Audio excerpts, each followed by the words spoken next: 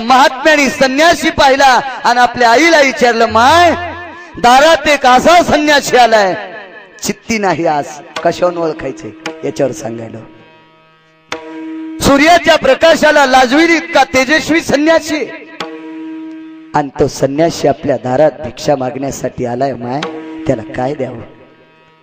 ती बाई अधिकारी बाई होती, आपल्या बायकासारखी नव्हती, दुसऱ्याच्या कोठ्यातलं शेण चोरणारी अधिकारी बाई होती. त्या बाईने आपल्या पुत्राला सांगितलं, बाळा एवढा जर अधिकारी संन्यासी असेल तर आपणच त्याच्या झोळीत बसून कशाला काय शिल्लक ठेवता. महाराज आईची उद्गार कानावर पडल्याच्या नंतर त्या राजानं कंकाला बोलून घेतलं. कंक म्हणजे हिसाब करणारा. मराठीत ज्याचं MA झालंय मी त्याला विचारलं कंक कशाला म्हणते, ते म्हणलं आपल्याला नाही माहित, रुमण्यान ठोकाव तुला. विठाला विठाला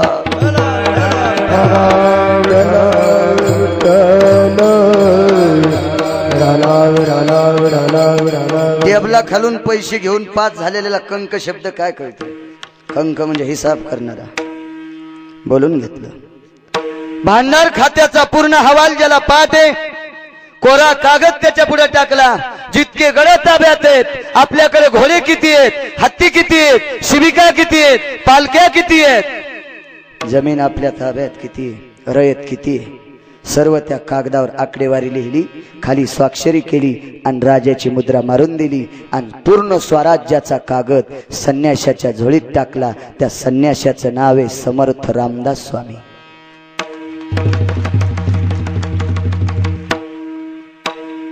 संन्याशानं कागद वाचला, आवाज दिले माय.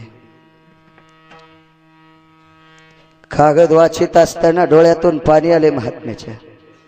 राजा शिवछत्रपतीला सांगितलं, महाराज आम्हाला काय करायचंय. बाबा ग्रामपंचायतचा सदस्य व्हायला टँकर भर दारू लागती. ओगाला आले म्हणून सांगतो, नाही तर बाबा पुढे बोलत नाही मी असं काही. टँकर भर दारू जरी वाटली तरी पापी मतदान करतील याची शंका. जाधव साहेब माणसं इतके बेईमान, सकाळी एकाची खिचडी खातील, दुपारा एकाचे भजे खातील, संध्याकाळी एकाचं खातील, 1,500 चौथ्याचे घेतील आणि शिक्का 6व्याला हाणतील. इतकी बेईमान जात. तरी पद येईल हातात त्याची शंका आहे. राजा शिवछत्रपती छत्रपती पदी घेणं इतकी सोपी आहे का. आणि त्या राजाने पूर्ण स्वराज्याचा कागद एका संन्याशाच्या झोळीत टाकला. त्या संन्याशानं जशाला तसे कागदाचे हजारो तुकडे केले. ही ज्याच्या हृदयाची भूमिका आहे. चित्ते नाही असं, चित्ते नाही असं, चित्ते नाही असं.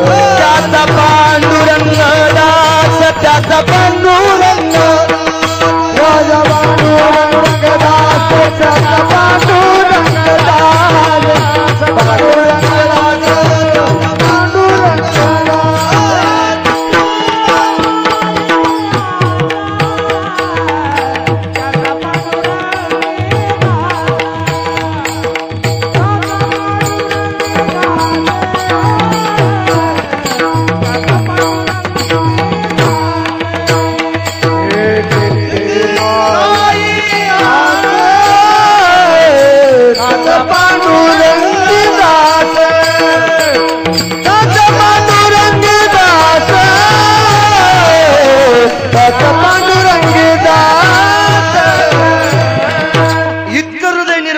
पाहिजे. चित्ती नाही आस, कागद स्वराज्याचा फाडून टाकला महाराज. इतकं निष्पाप अंतकरण. याच्याही पुढे पा. एका महान साधूचं लग्न झालं. त्या साधूचं नाव आहे नामदेव राय. बिदरच्या बादशाचा एक सरदार जातीनं शिंपी आहे आणि त्या सरदाराच्या मुलीचं नाव राजाई. ही नामदेवरायची धर्मपत्नी. सरदार किती श्रीमंत. एका सरदाराला बसायला बाबा 844 घोडे. 844 घोडे एका सरदाराला बसायला. अर्धा किलो सोन्याचा लगाम घोड्याच्या तोंडात आणि 2.25 किलो चांदीच्या रिकीबा बुटाड ठेवला होत्या. किती श्रीमंत. असे 22 सरदार बिदरच्या बादशाला. बिदरच्या बादशाहकडे 22 सरदार, एका सरदाराला बसायला 844 घोडे, त्याच्यापैकी एका सरदाराची पोरगी नामदेवरायची पत्नी. दीपावलीच्या सणाला एक गुमास्ता पाठीला, त्या गुमास्त्याच्या कमरेला लखोटा दिला, चित्ती नाही आस याच्यावर सांगायलो. ते गुमास्ता दामू शेट्टीच्या दारात येऊन उभं राहिलं. रेशमाची पगडी, सुंदरसा पोशाख आहे. तो नामदेवराच्या सासऱ्याचा गुमास्ता होता, सेवक होता, सेवक. दारात उभे. पूर्वीच्या काळातल्या बायका पाहुण्याच्या पुढे जात नव्हत्या. पूर्वीच्या काळात संस्कृती होती गोड. संस्कृती चट मातीत घातली आपली मोठ्या लोकांनी. सर्वात मोठी श्रीमंतीचं मात्र केलं असेल बाबा तर ज्याच्याकडे जास्त पैसा झाला त्यानं. गाऊन गरीबाची बाई घालती का श्रीमंताची? फटकन सांग जा. श्रीमंताची शाबास. कोणी भिकारी व्हा समत नाही. माझ्या भारत देशातला एक न एक व्यक्ती ज्याच्या दारातल्या व्यक्तीच्या दारातल्या तुळशीला सोन्याचं वृंदावन व्हावं ही माझी अपेक्षा आहे. पण संस्कृतीचं मात्र होऊ नये हे तितकंच खरं आहे. श्रीमंत लोक बफे जेवण कोणाच्या लग्नात बाबा? श्रीमंताच्या. बुंदी मागायची की टाक मला बुंदी. मागच्या जन्मातला निवळ भिकारी. घेईनत का बफे पण बुटाड पण काढीनत. बुटाड घालून जेवायलेत. आमचं एक वारकरी म्हणलं महाराज लग्नात बुट घालून जेवायलेत. म्हणलं तुला काय करायचं, कालांतरानं बुट कामी येतील. एकात भाजी घेतील आणि एकात वरण घेतील.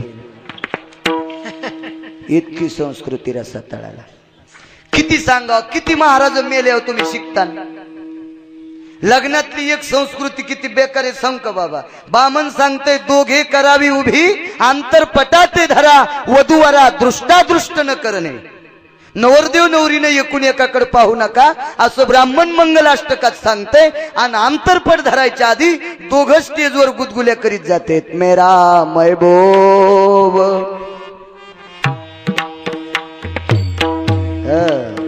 पान कशी वळवळ हात होते द्यायचे. विठाला विठाला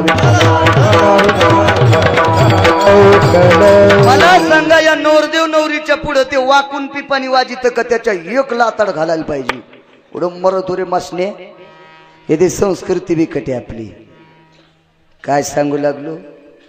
पूर्वीच्या काळातल्या बायका पाहुण्याच्या समोर जात नव्हत्या. दारात 45 मिनिटं गुमास्ता बसलाय. जे घोड्यावर बसून आलं तर त्या घोड्याला अर्धा किलो सोन्याचा लगाम आहे. तरी बाई घरातून येत नाही. सासू देवदर्शनावून आली आणि आवाज दिला आत्या काय ग. दारात 45 मिनिटं झाले गुमास्ता उभा आहे. त्या बाईचं नाव हे गोनाबाई. सुनाचं नाव राजाई. गोनाबाईनं सांगितलं राजाई कसं जावा. मोठा माणूस आहे. बाया माणसाने कसं जावा. लगेच दामू शेट्टीला मंगळवेढ्याला आमंत्रण पाठिलं आणि भांडाराला किलूप लावलं बिदरच्या बादशाच्या आणि परत आले घरी. काय ग दारात गुमास्ताय. पाहिलं राम राम राम राम. ते घोड्याहून खाली उतरलं. दामू शेट्टीच्या पायात 4-5 जाग्यावर शिवलेला बूट होता. त्यानं घोड्याहून उडी टाकली आणि दामू शेट्टीचे पाय धरले महाराज. कारण सांगू याच्या मालकाचाही वाई होता. पूर्वीच्या काळात नौकराचा दर्जा होता महाराज. नौकर इतक्या अधिकारात वागायचे. असं शास्त्र ऐकायला भेटायचं बाबासारख्या वयस्कर माणसांकडनं. गडी मालकाच्या वाड्यात बुटा सगट जातच नव्हता. गडी मालकाच्या वाड्यात जाताना मोठ्या दरुजाच्या बाहेर 20 फूट अंतरावर बूट सोडित होता. आणि गड्यानं मालकाच्या वाड्यात फक्त 2-4 कामाला जावा. रिकाम्या दुधाच्या गुंड्या आणायला 1, दुधा काढलेल्या गुंड्या भरलेल्या नेऊन ठेवायला 2, मालाचे पोते टाकायला 2, माल बिटाला नेत असताना 4 आणि मालक मेल्यावर 5. याच्या व्यतिरिक्त मालकाच्या वाड्यात गड्याला जायचं काहीच काम नाही. आता मालक इतके हलकड झालेत की गड्याकूनच दीडीन पैसे घ्याले. विठाला विठाला विठाला उडाला उडाला उडाला उडाला उडाला उडाला उडाला उडाला उडाला घोड्याहून खाली उडी टाकली आणि मालकाच्या योह्याचं दर्शन घेतलं. दामू शेट्टीने विचारलं काय काम. लखोट आहे. दामू शेट्टी आतमध्ये गेले आणि गोनाईला विचारलं नामदेवाची आई जी विवाहाने पत्र पाठिले. आपल्या सुनबाई राजाई या दीपावलीला पाठवायच्यात की नाही? गोनाईनं सांगितलं एवढं लक्ष्मीपूजन आपल्या इथं हो द्या. पण राजाईच्या डोळ्यातून पाणी आलं. दीपावलीच्या सणा लेकी आसावती, दीपावलीच्या सणाला बायकाला जा वाटते. सासऱ्याला एक आवाज दिला, मामाश्री एक बोलू का? काय ग? दीपावलीला पाठवू नका, पण भाऊबीजीच्या सणाला माझा दादा इथं यावा अशी माझी अपेक्षा आहे. वा, खाली एक वळ लिहिली. माननीय श्री त्व्याही आपले सुपुत्र नामदेवाचे मेहुणे राजाईचे बंधू भाऊबीजीच्या सणाला आमच्याकडे यावे अशी विनंती करावे. आपला व्याही पांडुरंग दास दामू शेट्टी.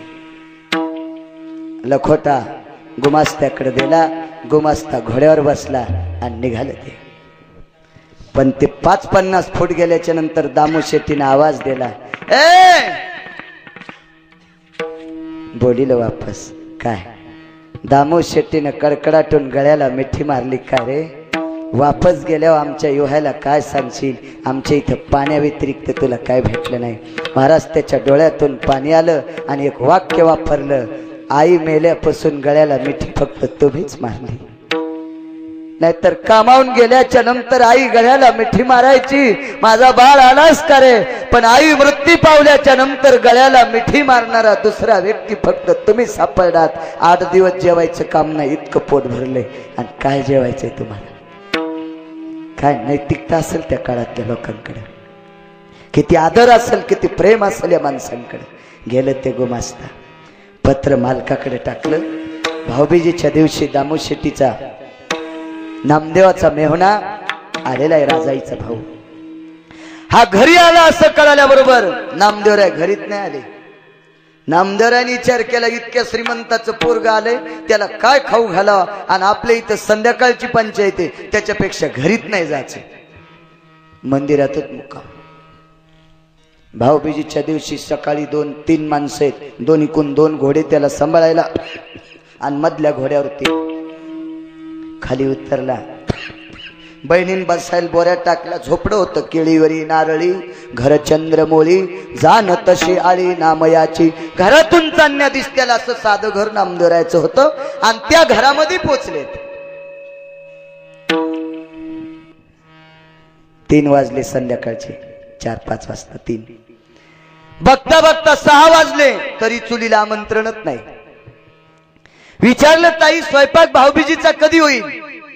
राजाईनं सांगितलं, माझ्या दादा तुझे भाऊजी किराणा आणायला गेलेत. संध्याकाळचे 10:30 वाजले. झोपले पाणी पिऊन. सकाळी उठला आणि चंद्रभागेचं स्नान केलं. आणि 10 वाजता बहिणीला सांगितलं, ताई आता मात्र थांबणं शक्य नाही, तुझ्या करता 3 दिवस उपाशी राहील. पण मालकाचे 3 घोडे आलेत, हे घोडे जर वैरणी वाचून मेले तर बापाची नोकरी जाईल, म्हणून वापस जावं लागतंय. बहिणीला नमस्कार केला. आणि बिना अन्न पाण्याचा भाऊ, श्रीमंत बादशाचा सरदार, एक शिंपे, त्या शिंप्याचा पुत्र नामदेवरायाचा मेहुणा राजाईचा भाऊ उपाशी गेलाय. आणि तिथपर्यंत गेल्याच्या नंतर बहिणीने सांगितलं, दादा माझी परिस्थिती नाजूक आहे असं आईला सांगू नकोस. नाही सांगत गेलं ते. गोनाबाई रुक्मिणी आई साहेबांकडे गेल्या. चित्ती नाही आज मी हे सांगायला. भक्ताच्या अंतकरणात निस्वार्थ स्थिती असते. आई साहेब, नामदेवरायाचा मेहुणा 1.5 दिवस आमच्याकडे थांबला, पण नुसतं पाणी प्याला, जेवू का घातलं नाही. घरात काही नव्हतंच. जा म्हणलं तुम्ही घरी. संध्याकाळी शेजारती झाल्याच्या नंतर रुक्मिणी आई साहेबांनी जगाच्या मालकाला सांगितलं, भगवान ज्याच्या घरातली 14 माणसं रात्रंदिवस तुमच्या नावानं टाळ वाजितात, एवढं निष्ठेनं भजन करतात, आणि त्या व्यक्तीच्या घरात एक पाहुणा आला तो उपाशी जातो, काही आपल्याला वाटू नये? तुम्हाला करुणाघन, दया सिंधू, दयासागर, करुणावत्सल कोण म्हणेल? भगवंतानं सांगितलं, रुक्मिणी मी फार काही देण्याचा प्रयत्न करतो, पण ही माणसं घेत नाहीत. चित्ती नाही यास, त्यांच्या चित्तात तिला इतका स्वार्थ नाही, याच्याकरता घेत नाहीत. पण रुक्मिणीने सांगितलं काहीतरी द्यावं अशी माझी इच्छा आहे. भगवान परमात्म्याने बाबा राशन दुकानदाराचं रूप घेतलं आणि बैलाच्या पाठीवर 25 किलो होन टाकलं. होनाचा भाव सोन्याच्या 3 पट असते. 31,000 रुपये जर तोळा सोनं असेल तर 93,000 रुपये तोळा होन असते. होन सोनं 31,000 जर असेल तर होन 93,000 रुपये तोळा असते. म्हणजे 25 किलो होन म्हणजे 75 किलो सोन्याची बरोबरी. घाम्याचाच आकडा आहे का नाही? आणि बैलाच्या पाठीवर 25 किलो होन टाकलंय. राशन दुकानदाराचं रूप जगाच्या मालकाने धरलं आणि दामू शेट्टीच्या दारात, बाई कोण आहे घरी? मी राजाई आहे.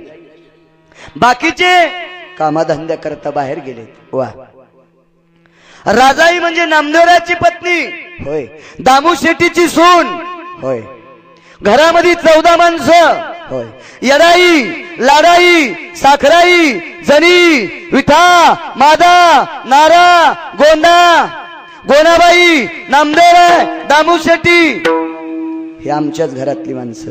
राशन कार्ड वाचता येईल? होय वाच. तुमच्याच घरातली नाव आहेत? होय. मग 25 किलो होन काढून घे.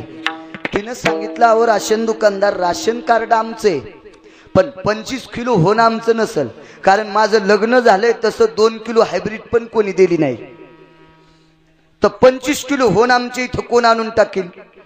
त्या राशन दुकानदारानं सांगितलं, तुला 3दा विचारलं वाचता येतं का? होय. मग हे नाव कोणाचे? आमचे. घे मुगडण करून. तीन घेतलं ते 25 किलो होन. गोनाबाई बाहेरून आल्या, आत्या राशन दुकानदारानं आपल्याला 25 किलो होन दिले. गोनाबाईनं अर्धा किलो होन वटीत घेतलं आणि सोनाराच्या दुकानावर गेल्या.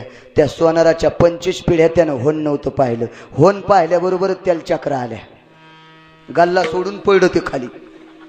नौकर म्हणले, मालक झालंच काय शेठजी? तुम्हाला काय सांगू, किलोभर होन आले, याचे पैसेच काय द्यावा? जितके गल्ल्यात असतील तितके गोनाबाईच्या वटीत. हे सोनार झोपलं की संध्याकाळी म्हणायचं होन. त्यानं का आयुष्यात होन पाहिलंच नव्हतं. बायको म्हणायची, अरे झोप ना, काय होन होन करायलाच. गोनाबाईनं पैसे घेतले, संसार उपयोगी सर्व वस्तू घरात आणल्या. नामदेवरायचं घर लखलख दिसू लागलं.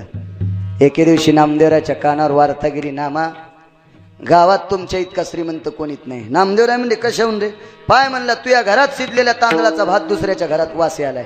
इतके सुगंधी तांदूळ आहेत तुमच्या घरी, बाकीचे पदार्थ काय? गावरान तुपाच्या डब्याच्या टाक्याच्या. नामदेवराय म्हणले, आयुष्य गेले आमचं कन्या खाता खाता, आणि चांगला भातन गुतुपन हेन कशा चित्रात पाहिलं काय? जाईल म्हणला तिकडं बघणं तुप. नामदेवराय गेले, पाय धुवायला पाणी दिलं, बसायला पाट टाकला, मोठं ताट आहे त्याच्यात अर्धा लिटर दूध टाकलं आणि वाटीभर तूप टाकलं. नामदेव अंगाला चिमटा घेऊ लागले. आपण स्वप्नात तर नाहीत, कारण इतकं तूप कुठून आलं? आणि खरं तूप 2च लोकांकडे होतं.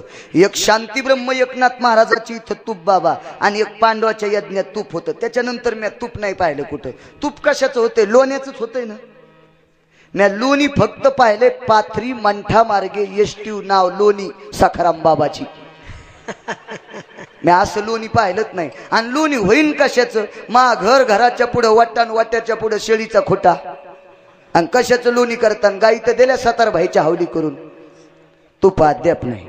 एका पित्राला आम्ही जेवायला गेलो, 7-8 जण होते. सखाराम तात्याचा पांड्या, देवराव तात्याचा दाश्या, आणशीराम तात्याचा सख्या, ह्याशी सगळे काही 10-15 जण आम्ही जेवायला गेलो त्या पित्राला. जेवायला गेल्याच्या नंतर बाई तूप वाढायला आली, डाव्या हातात वाटीन उजव्या हातात दाभण. आमचे 2 जण उठले. म्हणलं काऊन उठलात रे? बाई दाभण घेऊन आली, डोळ्यात घालते का? म्हणलं बस गपचिप. ते तूप वाढायला आली. आमचा पांड्या म्हणला, दाबनान तूप? म्हणलं हो, दाबनान वाढायली. असं कसं वाढता येईल? म्हणलं पान कशी वाढी? ती दाभण अशी तुपात बुडवायची, त्याच्या अनिल जितकं चिटकन तितकंच वाढायची. म्हणलं बाई दाबनान तूप वाढितात. मी म्हणलं हो. ती बाई म्हणली हो. मै सासू याच्यापेक्षा चांगलं वाढीती. मी म्हणलो कशानं? नागिनीचं पान द्या ठाकून धरीत होती आणि कुण तुपात बुडीत होती. वाढीत नव्हती, पंक्तीला जितके बसले तितक्या झटकीत होती. म्हणलं रामकृष्ण हरी. ती म्हणली महाराज याचंही नाही काय आश्चर्य मान नका, मै सासू तर याच्यापेक्षा चांगलं वाढीत होती. नुसता इस्तू घेत होती वाटीमध्ये, त्याच्यावर एक तुपाचा थेंब टाकीन नुसती पंक्ती ह्या धुपन सगळ्याला. असं तुप असेल का ते? नामदेवरायांनी विचार केला, वाटी वाटी तूप. जेवलीत नाही, पात्राला नमस्कार केला आणि आईला विचारलं आई हे कोण दिलंय? गोनाबाई म्हणल्या तुझ्या बायकोलाच विचार कोण दिलंय, मी तर घरीच नव्हते. राजाई जी कोणी दिलं इतकं आपल्या घरी? राजाईनं सांगितलं राशन दुकानदारांनी दिलंय. नामदेवराय म्हणले राशन दुकानदाराची बायको रोज सकाळी दुसऱ्याच्या मिरच्या तोडायला जातील आणि तो राशन दुकानदार आपल्याला 25 किलो होऊन दिलंच कसं? नामदेवरायच्या डोळ्यातून पाणी आलं. हा राशन दुकानदार विटेवरला असावा. आणि एकच शब्द आईला सांगितलं, आई तुला मी पाहिजे का संसार पाहिजे? कोण्या माईला संसार आवडल? त्या माईच्या डोळ्यातून पाणी आलं आणि सांगितलं नामा मला फक्त तू पाहिजे. मग माय मी जर पाहिजे असल तर हे घराच्या बाहेर फेकून द्या. तेवढ्या रात्री 11 11:30 वाजता परात वाजिली आणि जेवढं जगाच्या मालकानं आणून टाकलं होतं तितकं गोरगरिबाला वाटून दिलं. जशाला तसं झोपडं रिकामं केलं. ही ज्याच्या हृदयाची भूमिका आहे. चित्ते नाही असं, चित्ते नाही असं, चित्ते नाही असं, चित्ते नाही असं. त्याचा पांडुरंग दास, त्याचा पांडुरंग दास, त्याचा पांडुरंग दास, त्याचा पांडुरंग दास, पांडुरंग दास, त्याचा पांडुरंग दास.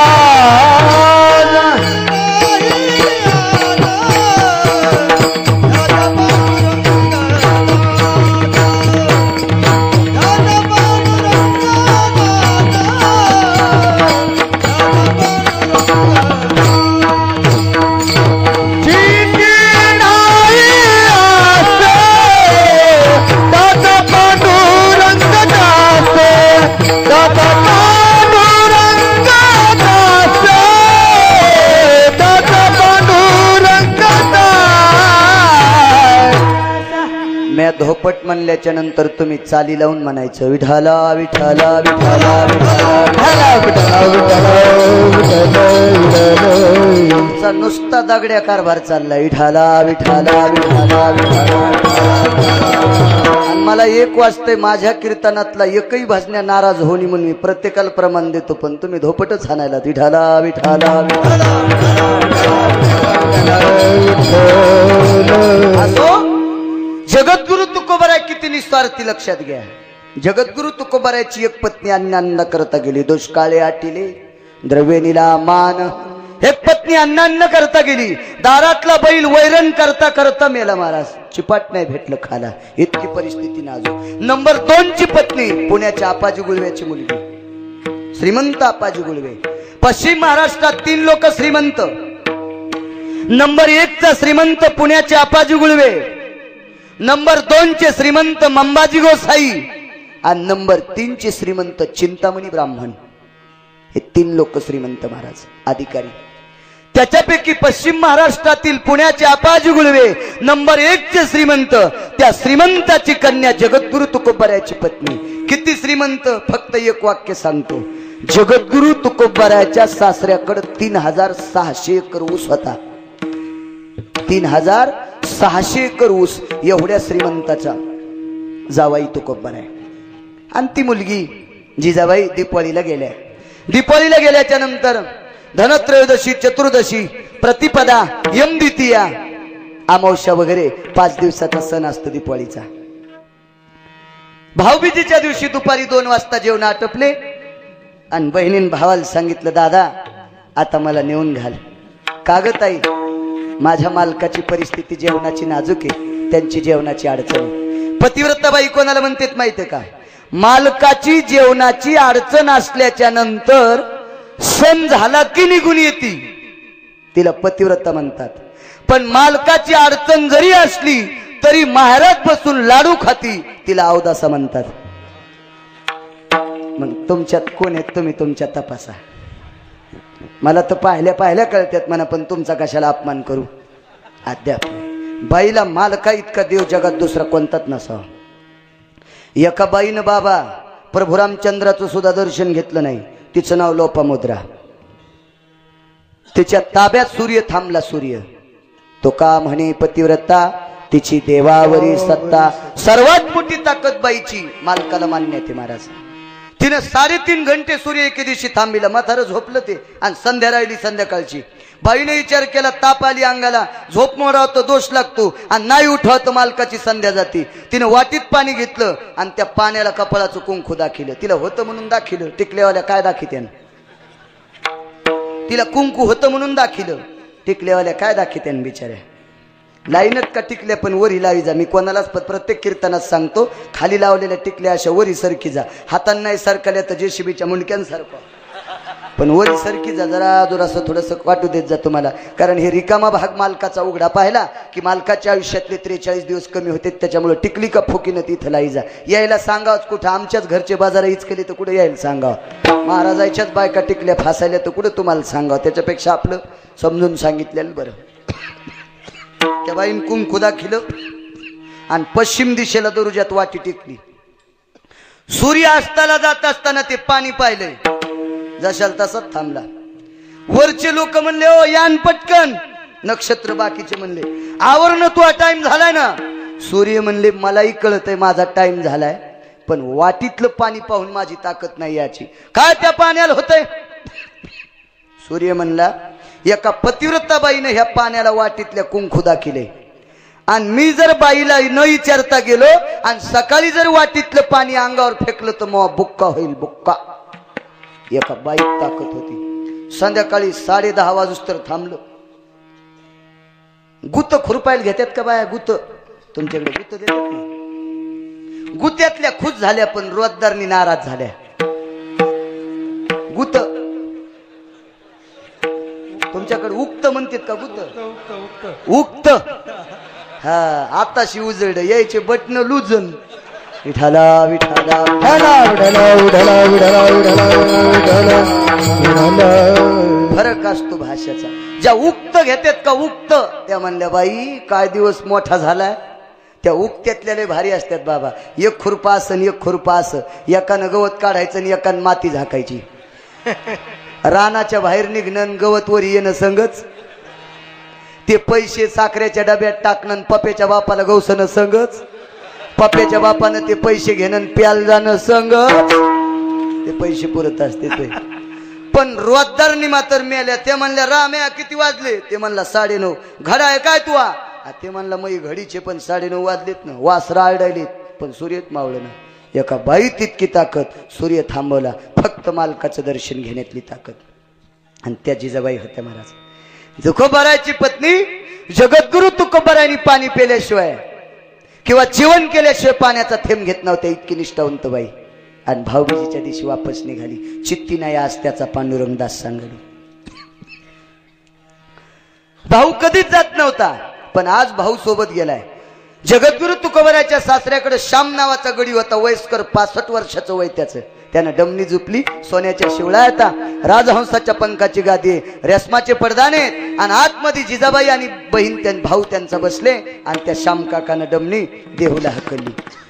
देहू मध्ये डमणी आल्याच्या नंतर मोठमोठाले वाडे सुरू झाले. भावानं असा बुरखा डमणीचा बाजूला केला. कळाली ना भाषा माझी? त्या डमणीचा बुरखा बाजूला केल्याच्या नंतर बहिणीने विचारलं, ताई याच्यातला तो वाडा कोणता? ती म्हणली, मुकाट्यानं डमणी चलू ती. मी जिथं हात करीन तो वाडा आपला. हे मोठाल्याचे वाडे होते, पटी न देणार यायचे. सप्त्याला कार्यक्रमाला जे पटी देत नाहीत का त्याचे वाडे मोठमोठाले. मोठा वाडा पोकळवासा, वारा जाई भासा भासा. ते वाडे, हे चट वाडे संपले. झोपडपट्टी सुरू झाली. झोपडपट्टी संपल्या, वळाया सुरू होत्या. तुमच्याकडे सुड्या म्हणतात वाटते. सुड्या सुरू झाल्या. सुड्या. आणि सुड्याच्या पलीकडे एक झोपडं होतं. झोपडं. आणि ते झोपडं जगद्गुरु तुकोबारायचं. तुळशी वृंदावन दारात रांजून त्याच्यावर फुटकं टोपलं झाकलेलं भगव्या रंगाची पताका धर्माची आणि ते झोपडं. दादा थांबव आपली डमणी. ती डमणी थांबली. भाऊ खाली उतरला, डमणी सोडली. विचारलं ताई हे तुमच्या गड्याचं घर आहे काय? ताईने सांगितलं दादा हे माझं घर आहे. डोळ्यातून पाणी आलं. दादा ताई तू झोपड्यात राहतीस? होय. काही खंत करू नकोस बस. द्रव्य माणसाला प्रारब्धान भेटत असते. प्रारब्धान अन्न मान धन हे तो प्रारब्धाधीन. या तीन गोष्टी माणसाला प्रारब्धान भेटते. अन्न मान धन. मान मला सांगितलं आज 70,000 लोक होते बाबाचा गौरव सोहळा करायला. किती पैसे वाटले अशी माणसं जमा होतील? जाधव साहेब अद्याप नाही. नशीब घेऊन यावं लागते आणि नशीब तसं भेटत नसते. हे असं नशीब घेऊन येण्यासाठी शरीराचं रान करावं लागते महाराज. तेव्हा मान प्राप्त होते. अन्न मान आणि धन. बरेच कोट्याधीश श्रीमंत आहेत पण त्याला देव काहीच खाऊ देईन. त्याच्या कुत्र्याला बिस्किट खालायत बाबा पण त्याला बिस्किट देव खाऊ देत नाही. तिथं अन्न गेलं. काही माणसं मानासाठी इतके भुक्यातले बायका पण किंमत देईनच. मानही चुलीत गेला आणि पैसाही मिळेना. पैसा इतका सोपा नाही. प्रारब्ध जोपर्यंत प्राप्त होत नाही तोपर्यंत पैसा मिळत नाही. एक जण मला म्हणलं भिकारी व्हायचं. मी म्हणलो कोणी म्हणतं रे श्रीमंत व्हायचं तू कस काय म्हणतो भिकारी व्हायचं? म्हणलं मला भिकारीच व्हायचं पण ते नशिबवान होतं.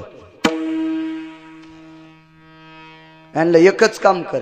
राजाची पत्नी स्नान करत असताना हाताला धरायचं आणि बाहेर लोटायचं. ते म्हणला तिथं कसं जावं बापा? मी म्हणलं साडी नेसून जाय. त्यानं धोतर वरी खोसलं साडी नेसली आणि राजाची मंडळी जिथं स्नान करते तिथं पोचलं. बाईनं पदर खाली टाकला आणि डोक्यावर पाणी घेत असताना यानं हाताला स्पर्श केला आणि बाहेर ओढलं. दासा म्हणले हाना वरून साडी माणूस आहे हाना. पण तितक्यात बाथरूमचं भिताड पडून बाथरूमचं भिताड. राजा म्हणला याला मारू नका. यानं माझ्या पत्नीला बाहेर पवळल्यामुळं वाचली. नसती वळली तर मधात मेली असती. याला 5 गाव द्या. व्हायला काय गेलत? भिकारी. झालं काय? श्रीमंत. म्हणून माणसानं प्रारब्ध घेऊन येत जा. प्रारब्ध सर्वात जर मोठं काय असेल तर नशीब. नशीब सर्वात मोठे महाराज. आणि नशीब घेऊन आलेली व्यक्ती. बहीण भावाला सांगते दादा अरे तू काय खंत करतोस माझा संसार पाहिल्याच्या नंतर? एकाच आई वडिलाच्या पोटी आपण दोघं जन्माला आलोत. फरक इतका आहे मी मुलगी आणि तू पुत्र आहेस. तू मुलगा झाल्यामुळे बापाच्या प्रॉपर्टीचा वारस आहे आणि मी मुलगी असल्यामुळे दुसऱ्याच्या दावणीची गाय. जगात 2 गोष्टी पारतंत्र्यात आहेत. एक गाय आणि मुलगी. ज्याच्या दावणीला बांधलं त्या दावणीची वैरण खाणं गायीचं काम आणि मायबापानं ज्याच्या घरी दिले त्या घरचा संसार करणं लेकीचं काम. बांधल्या खुंटाशी धेनुचे चरणे दिल्या घरी राहणे लेकीचे. ओ लेक त्या घरी राहत असती. सांगितलं दादा काही चिंता करू नकोस. मी झोपड्यात राहते पण माझ्यासारखी नशिबान स्त्री जगात दुसरी कोण नाही. तू कशा नशिबान आहेस तुला सांगू का? माझा पायातला काटा काढण्यासाठी पंढरपुरातलं पळत येते. जिजाबाईला काटा मोडल्याच्या नंतर पाय धरून जगातला मालक काटा काढित होता. ही जिजाबाईची योग्यता आहे तर तुकोबाराची काय योग्यता असेल? मी एका श्रीमंत पुरुषाची पत्नी. काय खंत करू नकोस. लुगडं एकच होतं मात्र. 45 मिनिटं आंघोळ होस तरी एका कणगीत बसायच्या आणि मग लुगडं वाळल्याच्या नंतर आतली आत नेसायच्या आणि बाहेर यायच्या. ही जिजाबाईची परिस्थिती. पण जीवनात कधी चेष्टा केली नाही की मला माझ्या सासरी चिंता आहे म्हणून. अद्याप नाही. आपण तर काय काय साड्या आणतो आपल्या बायकायला. दिल दिवाना, कुछ कुछ होता, माहेरची साडी, धूम मचाले. जितके पिक्चर निघतील तितक्या पिक्चरच्या ह्याला साड्या. तरी म्हणतात मेल्याच्या संसारात इतकुशी लाज नाही. आता काय फुकी त्याला कळाल्यावर कशा हसद्यात पान तहाच कळत. सहजच बोलत्यात महाराज. सहज बोलत्यात सहज. असा दणका लागतो आवाज निघत नाही. फटका लागल्याशिवाय राहत नाही. लय बोलत्यात महाराज. पण लग्न केल्यावरच कळत ह्या किती दाढ आहेत म्हणून. लय आगाव पण असतो ह्याचा. जाऊ द्या असू द्या. मी एक संसारी खेळ संन्याशी थोडाच आहे मी. असो उग सहजच बोलत्यात. वैव अवयव अवयव. म्हणलं काय दळून आणा. तसं मातीत काहीच करायला बाजार नाही, मी सगळं तुमचंच सांगायलो, आपलं नाही, सगळे तुमच्या घरचे. सहज बोलत त्यात बायका, सहज. ताई, मला तुझं पाहून दुःख होतंय, काय खंत करू नकोस. तितक्यात लोटकभर पाणी दिलं बहिणीनं प्याला, त्यानं लोटक्यानं पाणी पेले. परिणाम सांगू, पुण्याच्या आपाजी गुळव्याची तर गड्याला पाणी प्याला चांदीचे बुटके होते. पुण्याच्या आपाजी गुळव्याची तर गड्याला पाणी प्याला चांदीचे बुटके होते, आणि त्याची मुलगी लोटक्यानं पाणी पेती महाराज. हे तिच्या जीवनातलं प्रारब्ध आहे. भाऊ थोडा वेळ थांबला आणि चुलीकडे लक्ष गेलं. चुलीवर एक एक फूट गवत होतं. चुलीवर एक एक फूट गवत हे त्या ती चूल कधी पेटली असेल, अनुमान प्रमाण घ्या, अनुमान प्रमाण. कधी पेटली असेल चूल? 2-3 महिन्यापूर्वी चूल पेटली असेल, तेव्हा त्याच्यावर गवत आहे ना. रोज पेटलेल्या चुलीवर गवत कसं उगल? अनुमान प्रमाण असते. एक म्हणतो अनुमान प्रमाण कसं काढायचं? एक राजा चालला होता, आणि राजा चालल्यावर माणसं लोटायला कोण असते? हवालदार. ते असे चोपदार हवालदार सारखे. आणि रस्त्याच्या कडीने एक आंधळं चाललं होतं. ते भीत आंधळं होतं, गर्भांध, त्याला दिसतच काहीच नव्हतं. एका हवालदाराने त्याला ढकललं. ते आंधळं म्हणलं, हवालदार साहेब जरा दमान लोटन. ते हवालदार म्हणलं, तुला दिसत का काय रे? ते म्हणला, मला आईच दिसत नाही, जन्म जिने दिलाय तीच मी पाहिली नाही, तर तुला कुठून पाहू? मग मी हवालदार आहे, तुला कसं काय कळालं? ते म्हणतात, मला कळतंय. हे लगेच हवालदार गेलं आणि राजाला म्हणलं, राजे साहेब, आपल्या नगरीतलं आंधळ लयच हुशार आहे ना. मी अनुमान प्रमाण सांगायलो, लयच आंधळ हुशार आहे ना. राजा म्हणला, त्याला काही कळतं का? हो. बोले बरं त्याला. बोलून घेतलं. एका टोपल्यात मोती ठुले. सांग खरे आहेत का खोटे? तर त्या आंधळ्यानं मोती घेतले ना असे वाजिले. हट, मोती खोटे आहेत म्हणला. राजा म्हणला, काय हुशार आहे हो, तुला 1 पैसा महिना. तितकं चांगलं सांगितल्याबरोबर राजा काय म्हणला? तुला 1 पैसा महिना. राजानं आता इतक्या गुपचूप बसावं. राजा म्हणला, या आंधळ्या, तुला काही कळतं का रे? म्हणला, राजेसाहेब काही बी कळतं, पण नका विचारू राव इतकं. ते म्हणला, आमची मंडळी कोण आहे सांगतो का? ते म्हणला, इतक्या अडचणीत कशाला हात घालायला? राजा म्हणला, जाऊ दे, तू मी ती 3 जण इथे. मग आणा लावा म्हणला पाणी तिला. राणीने एका चांदीच्या ट्रे मध्ये सोन्याचा ग्लास ठेवला आणि आंधळ्याला पाणी आणलं. अनुमान प्रमाण कसं ओळखायचं याच्यावर सांगायला. आली ती पाणी घेऊन. आंधळ्यानं पाणी पेलं, ग्लास त्याच्यात ठेवून दिला आणि म्हणला, जा बाई. आंधळ राजाला म्हणलं, खरं सांगू का? राजा म्हणला, मग कशासाठी विचारलं तुला? ही बाई वेशीची मुलगी आहे. राजा म्हणला, दात पाडील. मी म्हणतच होतो तुम्हाला, मग खरं वाटणार नाही. विचारा जाऊन त्याला. राजाने सगळं विचारलं तर राणीने मान खाली घातली. हो म्हणले, आमची आई वेश्या होती. राजा म्हणला, तुला काय कळतं रे? तुला 2 पैसा महिना. बर राजा म्हणला, मी कोण आहे सांगशील का? ते म्हणला, जाऊ दे राव, मारतान. राजा म्हणला, सांग ना. हे आंधळ म्हणलं, तू एका भिकाऱ्याचा नातू आहेस. तू आज बस स्टँडला भीक मागत होता. भिकाऱ्याचा नातू कुठे राजा होत असतो का? ते म्हणलं, जाऊन विचारा. हे घरी गेलं ना, म्हातारं तर मिळतात ना आजोबा. वडिलाला विचारलं, बाबा तुमच्या वडिलाची काय परिस्थिती? म्हातारं म्हणलं, काय सांगू राजा, अरे तुझ्या आजोबानं बस स्टँडला भीक मागितलं रे आणि मला मोठं केलं. राजा आंधळ्याला म्हणला, आंधळ्या, तुला इतकं कसं काय कळालं रे?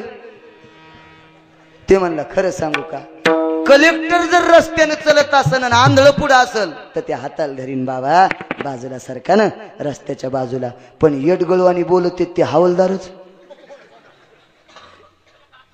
तुम्ही सोडून बर का, पण जवळच पेटलं ना. आता त्याईनं तितकं नाही बोललं, ही काय जनता भेटी का त्याला? म्हणून त्याला भ्यावाच लागत आहे ना. मग ठीक आहे, बरं मोती तुम्हाला खोटे आहेत कशाहून कळाले? म्हणला, ओरिजिनल मोती हलका असतो, जड खोटा मोती जड असते, त्याच्यामुळे ते कळालं. वा, माझी पत्नी वेश्येची पोरगी तुला कशाहून कळालं? म्हणला, कुलवान घराण्यातली बाई हरणासारखी हत्तीसारखी साजूक पावलानं चलती, ही छुनछुन करीत आली, छुनछुन करीत गेली. शाबास. म्हणला, मी भिकाऱ्याचा नातू आहे, तुला कशाहून कळालं? म्हणला, मायासारखा हुशार माणूस भेटल्या तो त्याला 5 गाव द्यायला पाहिजे होतेस, पण एक एक पैसा महिना वाढायलास याच्याहून लक्षात आलं निश्चित तू आज भीक मागत होता. दृष्टांत संपला. आपल्याला सिद्धांत घ्यायचा. तुकोबराच्या चुलीवर इतीत गवत उगले. अनुमानप्रमाणे 3.5 महिने चूल पेटली नाही. भावानं बहिणीला विचारलं, मी चित्ती नाही आज सांग ताई, चुलीवर गवत त्यावर ती चूल कधी पेटली होती? 3.5 महिन्यापूर्वी. मग 3.5 महिने चूल पेटली नाही त्यावरती तुम्ही स्वयंपाक केला नाही, मग खाल्लं काय? बहिणीने सांगितलं, खाल्ल्याशिवाय वाचतोत का? 3.5 महिने नाही खाल्ल्यावर मेलो असतो. मग मला तेच सांग. चूल पेटली नाही हेही खरंय, पण 3.5 महिने काय खाल्लंय त्याचंही कारण सांग. बहिणीनं सांगितलं, चूल याच्याकरता पेटली नाही, घरात काही नव्हतंच म्हणून चूल पेटवायचा प्रश्नच नाही. मग खाल्लं काय? आवाज. बहिणीनं सांगितलं, दादा पुढचं नकोस ऐकोस. काय खाल्लं ताई 3.5 महिने? सांगू का दादा? एका श्रीमंताच्या बांधावर उंबराचं झाड पिकलेले. एका श्रीमंत माणसाच्या रानामध्ये उंबराचं झाड पिकलेले. सकाळी 4 वाजता जाते, टोपलं भर उंबर आणते आणि सकाळच्या संध्याकाळपर्यंत नुसते उंबर खातोत. 3.5 महिने झालं दुसऱ्याच्या शेतात पिकलेल्या उंबराचे उंबर खातोत. भाकरीचा आणि भाजीचा पत्ताच नाही. भावाला चक्कर आली. डमणीत भाऊ बसला.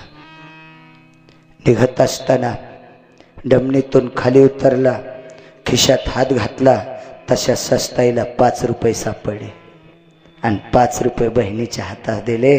बहिणीच्या डोळ्यातून पाणी आलं. दादा काय करायचे रे तुझे 5 रुपये? राहू दे माय, तुझ्या संसारात कामी येते. भावानं गळ्याला मिठी मारली, सांगितलं, ताई तुला माझ्या हृदयाची शपथ आहे, ही दिवाळीची भेट आहे तुला.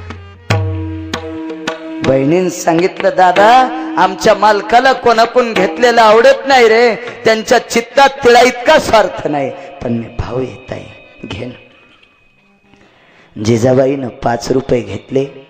एका श्रीमंत माणसाकडे 5 रुपये दिले आणि त्या माणसानं 35 किलो मिरच्याचे 3 पोतडे दिले. वाळलेल्या मिरच्या 3 पोतडे, 105 किलो मिरच्या आल्या.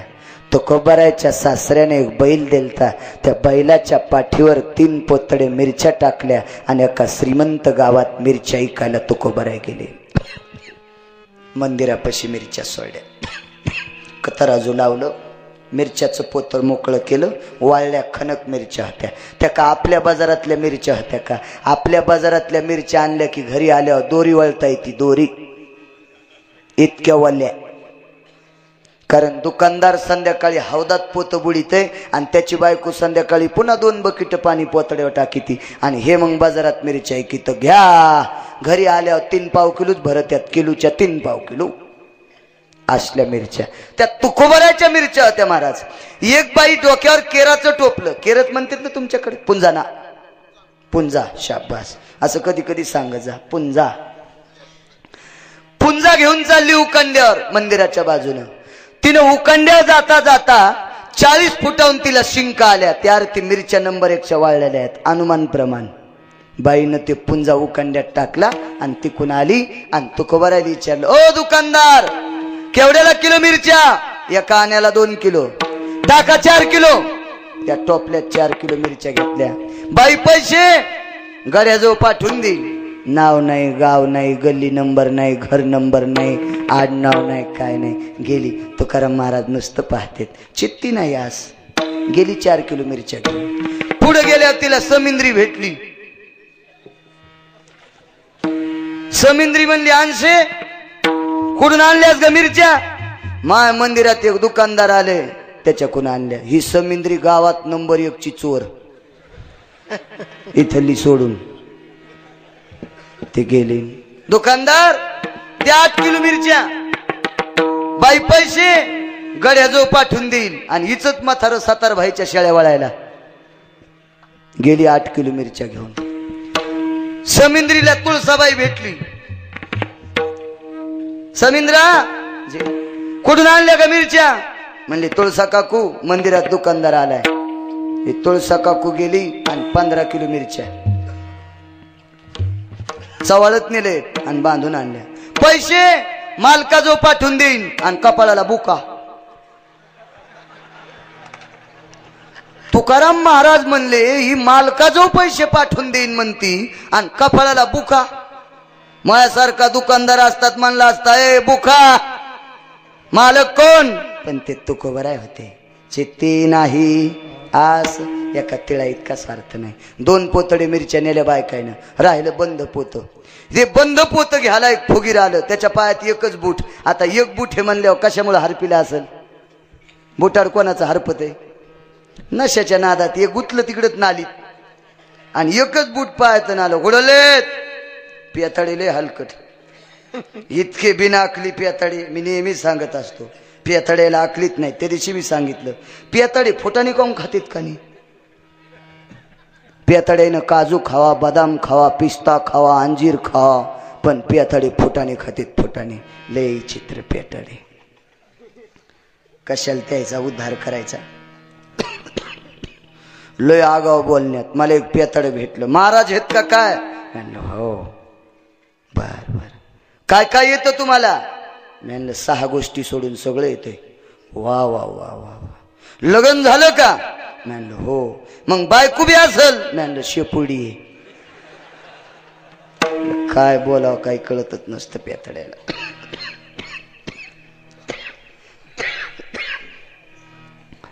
कुठले दुकानदार? देहूच आहे. काय नाव आपलं? माझ्या आईनं माझं नाव तुकाराम ठेवले. वा. काय पोतड्यात? मिरच्या. किती आहेत मिरच्या? 35 किलो आहेत. भाव काय? एका आण्याला 2 किलो. नेऊ का? पैसे गड्याजवळ पाठवून देईल. पण महाराज म्हणले 35 किलो मिरच्या काय करायच्या? मुलीचं लग्न आहे. उधळी तू काय भुरकी? 35 किलो मिरच्या काय करायच्या? संध्याकाळी खाला पंचायत याला आणि 35 किलो मिरच्या फुकट भेटल्या की नेल्या. बायकोल म्हणला ए ऐ ऐ ते काय ठे मिरच्या घरात. ती म्हणली बाई मिरच्या 35 किलो कुठून आणल्या तुम्ही? इलेक्शन बी चालू नाही, तुम्हाला कोणी पैसे दिले असतील म्हणून. इलेक्शन मध्ये वाटेत येत ना लोक पैसे. तुम्ही 35 किलो मिरच्या आणल्याच कुठून? ते म्हणला मुकाट्यान ठुई. कोणाला सांगू नको. पण बायका लय हुशार असतात महाराज. त्याला पक्क कळत आपल्या हिऱ्यात काय ताकद आहे. आमच्या इथे एक जणांना असंच साखरेचं पोत नेलं घरी कुंटलाचं आणि ते घरी ठुला. त्यानं साखऱ्या ते बायको त्याला सहजत म्हणली पप्याचा बाप कुंटलभर साखऱ्या कुठून आणला? ते म्हणला मुकाट्यानं घरात ठुई. ती म्हणली तुम्हाला म्हैशे पते कुठून आणला? लागले दोघायचे भांडणं. मी लगेच गेलो मॅनला तात्या काऊन भांडायले? अरे कुंटलभर साखऱ्या आणला महाराज आणि म्हणते कुठून आणला? मी म्हणलं मग तुम्ही बी सांगा ना कुठून आणला. तर ते म्हणलं टरकातलं पडलेलं आणलं. ती म्हणली मग मगापासून हेच सांगा ना. फुलंबरीच्या बाजारात यायला कोणी छटाक साखऱ्या उधार देत नाही. यायच्या खिशात रुपया नाही आणि कुंटलभर साखऱ्या कुठून आणलात म्हणते पैसे देऊन आणला. असंच सांगायचं ना टरकातलं पडलेलं आणलं म्हणून. तशी ही बाई म्हणली 35 किलो मिरच्या आणल्याच कुठून? ते म्हणला मुकाट्या ठुई. आणि पेलेले काही बोलू देत नसते. चट मिरच्या तिने घरात ठेवल्या. संध्याकाळच्या वेळेला एक बैल होता. त्याला काय खाऊ घालायचे? तुकोबरायकडे एक बैल होता. 2 पोतडे रिकामे होते बारदाना. एक तर बंदच्या पाप्यानं आणलं. मापन तराजू काटा तराजू आणि 2 पोतेचा बारदाना एका श्रीमंत पाटलाला इकलं आणि 5 पेंड्या कडव्याच्या घेतल्या. घरी जाऊन बायकोला काय सांगायचं महाराज? ज्याचा व्यवहारही निष्पाप आणि ज्याचा परमार्थही निष्पाप.